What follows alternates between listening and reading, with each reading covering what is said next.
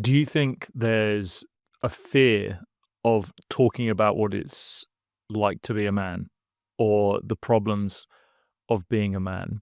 I think that generally a lot of men, what they experience is maybe there's some fear about talking about the issues that they're facing, whether it's individually or when we talk about issues socially.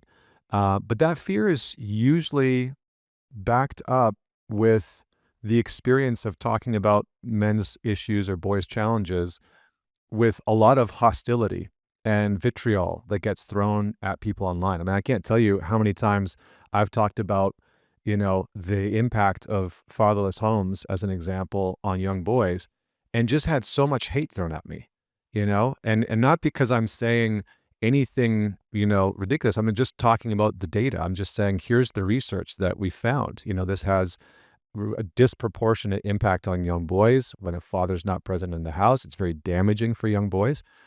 And it's almost like if you're not couching the conversation about young boys and young men or just men in general in, women's issues matter too, and maybe this affects women as well, then you generally seem to receive a lot of hostility. So I do think that a lot of men are hesitant to talk about these things. They're fearful that they're going to get labeled as a misogynist online, or they're going to get, some type of anger directed towards them. And then I think the other thing that a lot of guys experience, which causes them to not talk about these things, is just a general empathy gap. That when we look at, again, mostly when we look at female issues online, there's a lot of empathy towards their plight and the challenges that they're facing. And there's a lot of willingness to look at those issues through a lens of empathy. And there's a lot of requesting that we have empathy, right? Especially as men, it's like you should have empathy for what women are going through. And I get that. I agree with that, right? There are some challenges that women face that we do absolutely need to have empathy around. However, when the inverse is there, I think what a lot of men experience is there isn't any real empathy for what men are facing and what men experience or what it's like to be a man. And so the general consensus is kind of like, well, why should I bother when people don't really seem to care?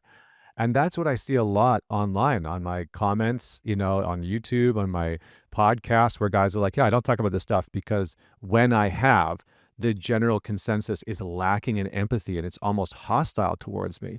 And I'll give you one example because um, I can't remember the researcher's name, but there's a researcher, I think out of Stanford, that uh, that was looking at how much social time men need in order to feel and experience a good level of fulfillment in their life and mental health. And what they found, I think it was Dr. Robin Drucker, I believe, Dr. Robin Drucker. And what they found was that men need, on average, 2 times a week to spend time with their male friends in order to have the optimal level of mental health and socialization. And when that study came out, when you looked at the comment sections of the posts and what a lot of women were saying, it was heinous. It was insane. It was like, oh, little boys need their boy time and they need to go play with their little boyfriends. And why do men even need this? And men have everything. And why do they need blah, blah, blah? It was ridiculous. It was insane. It was all, and all it was saying was guys need to spend time together and that's beneficial for their mental health, and you would think that as a society, we would want men to be mentally healthy. And you would think that women that want to date men would want men to be mentally healthy. But when we put data out and we show the impact of loneliness as an example, right? 15% of men can't identify a best friend. They can't identify one close friend, right? That's a lot of men that do not have a best or close friend.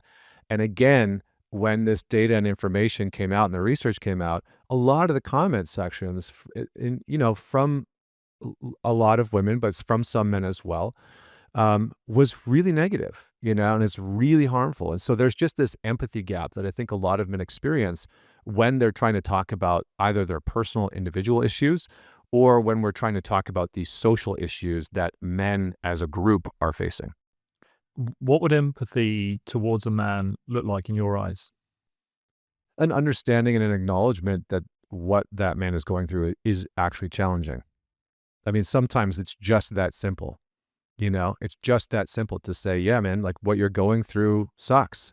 I see this all the time with men that are going through like, divorce courts or divorce systems where they're getting, raked over the coals. They're losing half their net worth. They don't have access to their kids.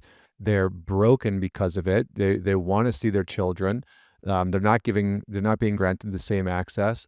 And, the general consensus online is, well, maybe he's just a deadbeat dad. Maybe he doesn't care about his kids. And I think that what men are looking for in those moments is just an acknowledgement of, yes, what you're going through is brutal and it's hard.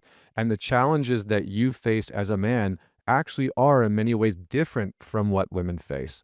And that those things are challenging, right? Whether it's loneliness or going through divorce or not being able to, like, whatever the plight is. So I think that's one piece. And I think the second piece is we can have empathy in policy. We can have empathy in legislation. An example of this that I think has been talked about a number of times, especially by somebody like Richard Reeves, is I think in the UK you guys call it red shirting, right? Are you from the UK? I just made an I am assumption. from the UK. Yeah, okay. I've gotten pretty good at I've got a slight Australian twang, but I'm yeah. British. uh, and this is the notion that young men, young boys, do not do as well in school when they have to sit stationary throughout the day. But also the notion that because a young boy's prefrontal cortex develops slower than a young girl's, he's going to struggle. So if you have a 4-year-old or a 5-year-old girl and a 5-year-old boy that go into school at the same time, statistically speaking, that young boy is going to struggle to keep pace in the same way that that young girl is going to, because she has an easier time sitting still, focusing on a task, being able to memorize things, and that young boy will need active interruptions to listening, to learning. And I have a 4-year-old son. I see this all the time. He needs way more breaks than the girls that he's going to school with. They can sit and color for 20, 30 minutes. He can color for 10 to 12 minutes, and then he needs to go, smash a fire truck or like, kick his airplanes around or something like that and move his body. And then he can come back and do the same thing. But we haven't structured our school systems, our education like that. And we often are putting boys into school too soon. So those are just some examples of empathy online in real life, being able to say, yeah, man, that is hard. That is a challenge that men face that is different from women. And then I think in our policy and our legislation, also being able to support boys in acknowledging that how they maybe learn, that our developmental structure is a little bit different. I think that is also empathy. If you've enjoyed what Connor was talking about there, then you can enjoy even more by going to the full episode of the show. All you have to do is click right here.